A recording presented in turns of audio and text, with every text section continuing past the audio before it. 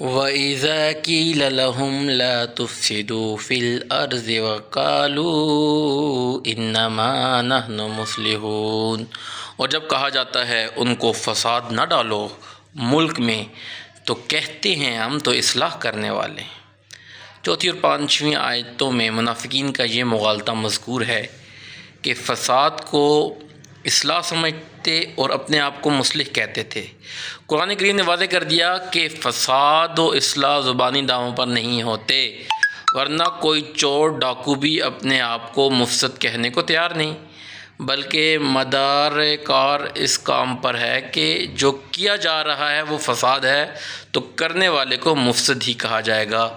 خواہ اس کی نیت فساد کی نہ ہو۔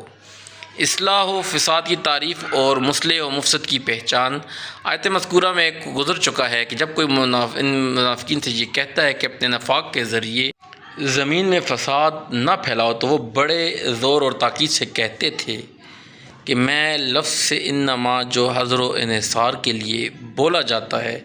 اس کی وجہ سے معنی اس جملہ کے یہ ہیں کہ ہم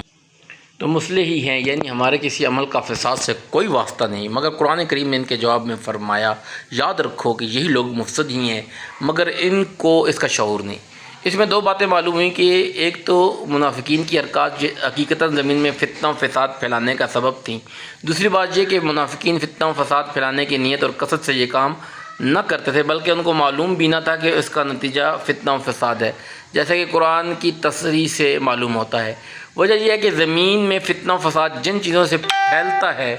ان میں کچھ تو ایسی چیزیں جن کا ہر شخص فتنہ و فساد سمجھتا ہے، جیسے قتل، غار تگری، چوری، دھوکہ فریب، اغوا، بدکاری وغیرہ۔ ہر سمجھدار آدمی ان کو شر و فساد سمجھتا ہے اور ہر شریف آدمی ان سے بچتا ہے۔ کچھ چیزیں ایسی بھی ہیں جو اپنے ظاہری سطح کے اعتبار سے کوئی فتنہ و فساد نہیں ہوتی، مگر ان کی وجہ سے انسانوں کے اخلاق برباد ہو جاتے ہیں، انسان کے اخلاقی گراوٹ سارے فتنوں اور فسادوں کے دروازے کھول دیتی ہے۔ ان منافقین کا بھی یہی حال تھا کہ چوری، ڈاکہ، بدکاری وغیرہ سے بچتے تھے، اس لیے بڑے زور سے اپنے مفسد ہونے کا انکار اور مصلح ہونے کا اثبات کیا، مگر نفاق اور کینہ حسد، اس کے ماتحت دشمنوں نے سازش، یہ چیزیں انسان کے اخلاق کو ایسے تباہ کر دیتی ہیں کہ انسان بہت سے حیوانوں کی سطح سے بھی نیچے آ جاتا ہے اور ایسے کام کرنے پر اتر آتا ہے جو کبھی کبھی بھلے مانس سے متصور نہیں ہوتے۔ اور جب انسان اپنے انسانی اخلاق کھو بیٹھا تو انسانی زندگی کے ہر شعبہ میں فساد ہی فساد آ جاتا ہے۔ فساد بھی ایسا عظیم جو نہ درندے جانوروں سے متوقع ہے، نہ ڈاکو چوروں سے، کیونکہ ان کے فساد کو قانون اور حکومت کی طاقت سے روکا جا سکتا ہے، مگر قانون جو انسان ہی جاری کریں، جب انسان ہی انسان نہ رہا تو قانون کے جوگت بننے گی۔ اس کا تماشا آج کھلے آنکھوں ہر شخص، ہر محکمہ، ہر ادارہ دیکھتا ہے۔ آج دنیا کے تمدن، ترقی پذیر تعلیم و تعلم کے اداروں کا جال گاؤں گاؤں تک پھیلا ہوا ہے، تہذیب کے الفاظ ہر شخص کی زبان پر ہے، قانون ساز کی مجلسوں کا بازار گرم ہے، تنقید قانون کے بے شمار ادارے اربوں روپے خرچ سے قائم ہیں، دفتری انتظامات کی بھول بھلیاں ہیں، مگر جرائم اور فتنے فساد روز بروز بڑھتے ہی چلے جاتے ہیں، جو اس کے سوا نہیں کہ قانون خود کار مشین نہیں ہوتا بلکہ اس کو انسان چلاتے ہیں۔ جب انسان اپنی انسانیت کھو بیٹھا تو پھر اس فساد کا علاج تو نہ قانون سے ہو سکتا ہے، نہ حکمت، نہ محکموں کے چکر سے۔ اس لیے انسانیت کے عظیم ترین محسن نبی کریم صلی اللہ علیہ وآلہ وسلم نے اپنی تمام توجہ اس بات پر مرکوز فرمائی کہ انسان کو صحیح معنوں میں انسان بنا دے، پھر فساد، جرائم خود بہت ختم ہو جاتے ہیں۔ نہ پولیس کی زیادہ ضرورت ہوتی ہے، نہ عدالتوں کے اس پھیلاؤ کے جو دنیا میں پایا جاتا ہے۔ جب تک دنیا کے جس حصے میں آپ کی تعلیم و ہدایت پر عمل ہوتا رہے، دنیا نے امن و امان دیکھا جس کی نظیر نہ پہلے کبھی دیکھی، نہ ان تعلیمات کو